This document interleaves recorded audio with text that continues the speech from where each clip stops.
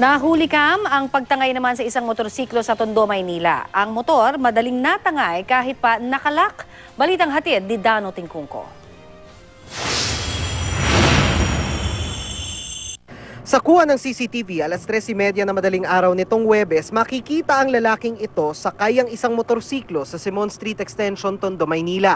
Tila hirap pa ang lalaking paandarin ng motor na kanya palang tinangay. Sa ibang anggulo ng CCTV ng barangay, makikitang isinisiksik ng kawatan ang motor sa iba't ibang eskinita hanggang sa makalabas na ng Rojas Street palayo sa pinagnakawan ng motor. Mahigit 11 oras pa bago nalaman ng may-ari na ninakaw na pala ang kanyang motorsiklo. Umuwi ako ng mga 10 ng gabi. So pinark ko na rin yung motor ko. Pagtapos nun, hindi na ako lumabas. Paglabas ko po mga 2 ng hapon. Nakita ko na lang po parang wala na po dun yung motor ko. Sabi daw po, maga pa lang daw po, wala na po dun. Na kay Jim Carl pa ang susi ng motor, nakalak at may bakod din ang pinagparadahan. Sana po makita kasi ginagamit ko rin po kasi pagpasok.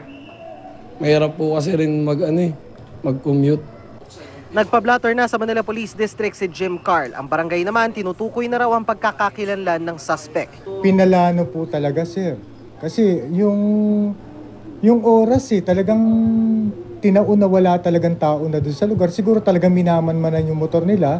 Bagamat maagap naman daw ang barangay sa pagbabantay laban sa mga kawatan, paalala nila sa mga residente. Lagi namin ina-announce na ingatan niyo yung mga gamit sa bahay, pati yung mga sasakyan na pinaparada niyo lang sa labas ng inyong bahay.